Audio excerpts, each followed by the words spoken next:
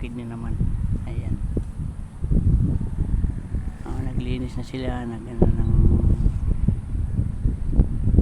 yan, tanim yung ano, binhi.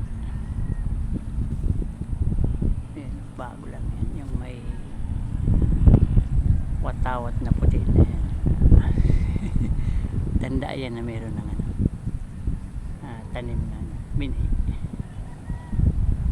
Ayan. Ayan, gusto na doon ang laging nauna at malapit yun sa tubig. Yung tubig dito pupunti lang, hinaharang nila yung irrigation, napupunta doon. Pagtapos na sila, dito na naman sa bandang baba na ito naman ang mag-uumpisa ng ano. Ayan, hati-hati lang sila sa tubig, umaga.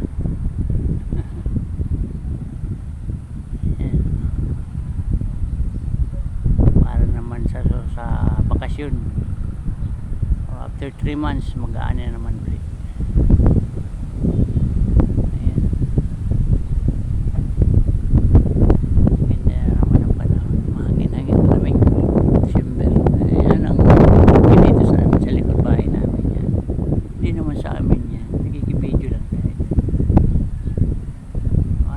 Para naman may ano lang, flex lang sa inyo. Yan.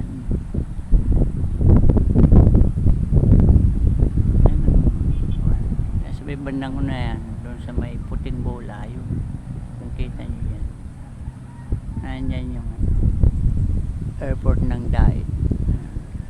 Inaayos na, napaganda ng pasilidad yan. Lagi ko naman yan nadadaanan ng video. Ayan, may mga lumilipad pang ano, anong tawag nila dyan? Tawag namin yan, ito yan. Yung parang tugwak. Naibon. Parang ako yan.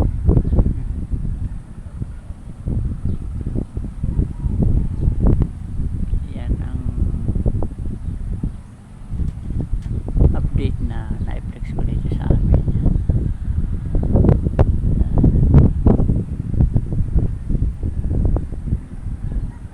Comment below na ko. Comment below mga guys, kung taga saan kayo. Malaman naman natin yung ating sino-sino mga nasa malalayong lugar. Ano naman sasabihin nila sa video natin. Ayan. Salamat guys.